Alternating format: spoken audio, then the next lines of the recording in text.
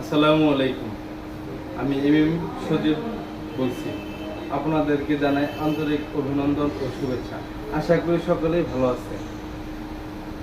আমরা দীর্ঘদিন অপেক্ষায় ছিলাম ওপ্পো রেনো সিরিজের জন্য।